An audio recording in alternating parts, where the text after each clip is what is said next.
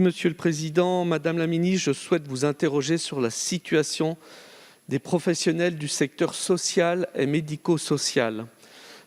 Le secteur traverse actuellement une crise grave et profonde, tout particulièrement dans les établissements associatifs privés. En effet, dans le secteur public, un complément de traitement indiciaire de 183 € net mensuels a été accordé et la grille des salaires a été revue et corrigée pour le personnel soignant lors du Ségur de la santé. Et d'ailleurs, certains départements, comme celui de la Savoie, dès le printemps dernier, ont pratiqué ces augmentations. Cependant, la majorité des personnels des établissements associatifs privés sont exclus de ces mesures. Pourtant, ils agissent auprès des mêmes populations. L'annonce du Premier ministre début novembre, ouvrant l'accès aux 183 €, notamment aux soignants, aides médico-psychologiques des établissements du secteur du handicap, quelle que soit l'autorité compétente, est une réponse partielle mais insuffisante. Par conséquent, que compte faire le gouvernement pour arrêter cette injustice et faire en sorte qu'à travail égal, il y ait salaire égal? Plus généralement, pour le public comme pour le privé, la question des rémunérations est au cœur de la problématique de déficit d'attractivité de ces métiers. Nous observons actuellement des situations inouïes avec des structures fermant leurs portes pour quelques jours, faute de professionnels disponibles, et des familles qui doivent s'occuper de leurs proches à domicile dans des conditions évidemment très compliquées. C'est pourquoi, après l'urgence de la revalorisation salariale, il faut également agir pour que, dans quelques mois ou quelques années, nous ayons formé suffisamment de personnel pour répondre aux besoins.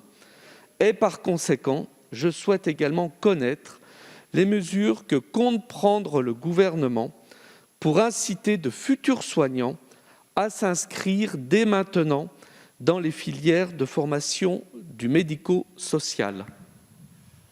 Merci beaucoup. La parole est à Madame Brigitte Bourguignon, ministre en charge de l'autonomie. Merci, Monsieur le Président, Monsieur le député.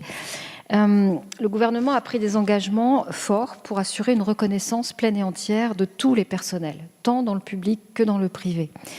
D'une façon prioritaire, la reconnaissance des soignants s'est traduite par l'instauration d'un complément de traitement indiciaire, vous le savez, d'un montant de 183 € net pour les personnels des établissements de santé et des EHPAD. Puis, la mesure a été étendue en 2021 par la signature de 3 accords de méthode dans le cadre de la mission confiée à Michel Laforcade. Ces mesures ont été reprises dans l'article 42 de la loi de financement de sécurité sociale pour 2022. Au cours de cet examen, le gouvernement a également étendu le bénéfice de la mesure socle au personnel soignant, auxiliaire de vie sociale, aide médico-psychologique ou accompagnant éducatif et social, qui exercent dans ces établissements et dans les services accompagnant les personnes handicapées, financés par les conseils départementaux, je le rappelle, les accueils de jour autonomes et les résidences autonomie. L'entrée en vigueur a été anticipée pour le secteur privé au 1er novembre 2021.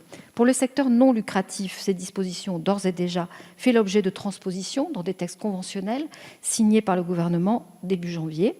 Le champ de l'aide à domicile n'est pas en reste, vous le savez, que l'avenant 43, qui a permis cette revalorisation de 13 à 15%, et c'est historique. Les structures qui ne relèvent pas de cette convention collective peuvent néanmoins bénéficier du tarif socle à 22 € qui était leur souhait, qui était leur revendication principale, et de la dotation qualité aussi qui va rehausser le prix de l'heure de 3 €. C'est autant de moyens supplémentaires intégralement financés pour leur permettre de revaloriser leur personnel. Pour faire face aux besoins de recrutement que vous évoquez, nous avons augmenté les places de formation d'aides-soignants, d'infirmiers, d'accompagnement éducatif et sociaux de 12 600 places cette année. Et un partenariat Pôle emploi, ARS et région permet d'orienter les demandeurs d'emploi vers ces métiers en tension depuis très longtemps. Et enfin, le Premier ministre a annoncé la tenue d'une conférence sociale pour les autres catégories professionnelles que vous évoquez, qui sont largement plutôt des travailleurs sociaux. Voilà, merci. Merci à vous.